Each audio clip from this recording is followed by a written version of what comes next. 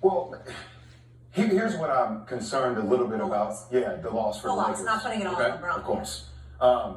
It's more so, I think age plays into this, Stephen A., as we get game day separations, right? So it's one game every other day for the Lakers in Memphis. And what I saw Taylor Jenkins and company do last night, the pace of the game was frenetic. It's fast. There were about 7 possessions where it was back to back to back to back to back to back to back. Now, I think it's similar to the strategy I saw Mike Brown try to do with Davion Mitchell the first couple of games he played against Steph, where you just keep trying to chase him around. I think Steph's body, the conditioning, is more built for the endurance level of that. That's not what LeBron James is good at doing at this stage of his career at 38 years old. You do not want to get lost in a track meet with younger legs like Ja Morant and Desmond Bain, who, by the way, Desmond Bain's been the best player on the court the last 2 games. And their ability to knock down shots from the outside with him and Luke Kennard have been a major difference maker, and I haven't seen Malik Beasley knock down a shot in a while. Sometimes I wonder if he's actually on the court. But to me, AD played his best game. But this game 6 in LA, the last 2 games, Desmond Bain and Ja Morant have been finding their rhythm. I'm concerned. Now, I know LeBron can take over the game, but this goes back to that Dylan Brooks game. You still need AD to be aggressive. They need to slow down the pace. They need to dominate the boards, which they didn't do last night. And they need to hit shots from the outside. But LeBron also needs to be aggressive and attack the middle of the paint. That's where they ate in their last game that they won, in Game 4. This was a team that took a lot of jumpers in Game 5. It's not going to be the answer to beat them at home. You're not wrong. It wasn't as bad of a loss as people think, though. I'm going to tell you why. And I don't say this, and I want to make sure I'm clear so people listen. I don't mind. I don't give a damn about taking no damn heat from anybody. As long as you interpret what I said accurately, I will own what I say. That's all I ask from the public. I could care less what they feel if they're quoting me and they're interpreting it accurately. LeBron James, the reason why this loss wasn't a big game is because LeBron James let down the Lakers last night.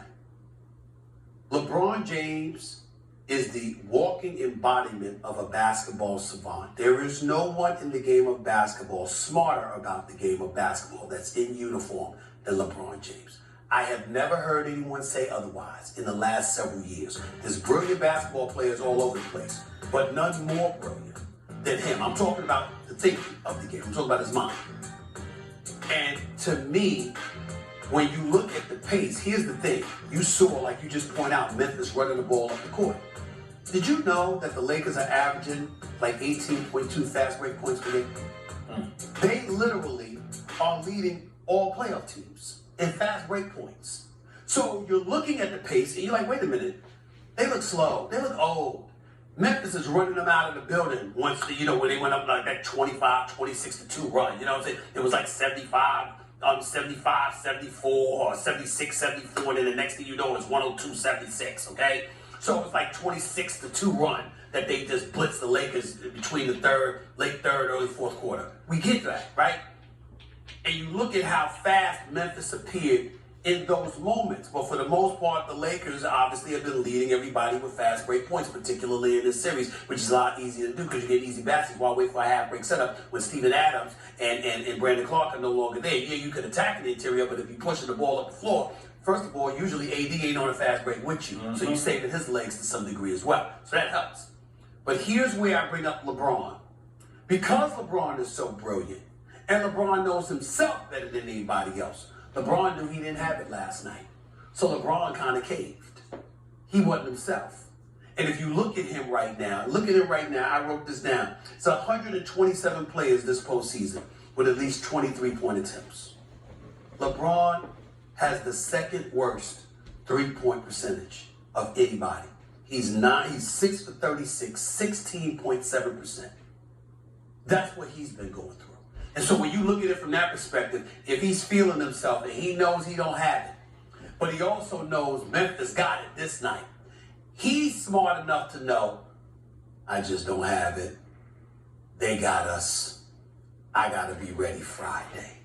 That's why I'm not considering this like a catastrophic loss. I predicted they'd lose this game. I didn't think it was going to be because of LeBron. I knew AD would have a good game numbers-wise, but I certainly didn't think LeBron was going to play that badly. But I think what I saw from LeBron last night was a dude that saw he didn't have it and said, guess what? I got to get myself ready for Friday because he knows you don't want to go back to Memphis for Game 7. Let me tell you something right now. Anthony Davis, I mean this figuratively, not literally, but Anthony Davis might start crying just because he had to get back on the plane.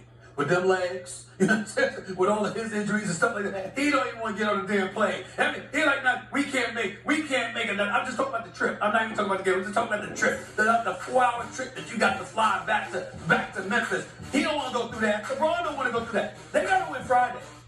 They got to win Friday night. I believe the Lakers season is on the line. The Lakers don't win Friday. They damn sure don't win Sunday. They got to win Friday, or I don't think they'll show up Sunday. What did you say that run was? That run that Memphis went on? I think it was 26-2. It was like 76-74, and then it was 106-76. You think Darvin Ham will call a timeout? Huh? You think Darvin Ham will call and utilize a timeout to stop the run? Yeah. That would be interesting if you were to do that, right? Yeah. And one of the things that I think they're going to have to combat, Stephen A., you talk about 18.2 points in transition points. You've also been forcing a ton of turnovers. Yeah. Right? So that's different as it relates to pace. The pace I'm talking about is after made shots. And that's the secret sauce that Taylor Jenkins and these guys have inserted into their scheme. You're seeing as soon as a shot is made, look how fast it is that Ja Morant gets the ball up the court. They're beating, at times, AD jogging back down the court. So you're increasing the tempo of the game, which increases the number of possessions, the volumes. I think that takes away from Bron's legs. And by the way, when Bron gets tired, what does Bron do?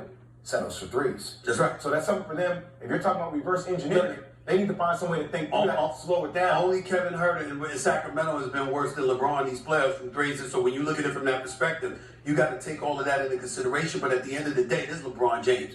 I have no doubt in my mind LeBron James is going to show up Friday night. Oh, I agree. Because he knows what's on the line. They're not beating Memphis in a Game 7, in my humble opinion. I can't see it. I can't see it. Not the way Ja Morant coming at them. Not the way Desmond Bane's been coming at them. Not the way Jaren Jackson Jr. has been erasing everything in his vicinity.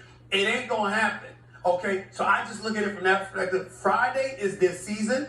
They got to get it done. LeBron knew that ahead of time. Yeah. Meaning he saw how he wasn't feeling. And he said, yo, I don't have it. We got to get this done Friday. I think that's what happened last night. And that game's on ESPN 10:30 Eastern.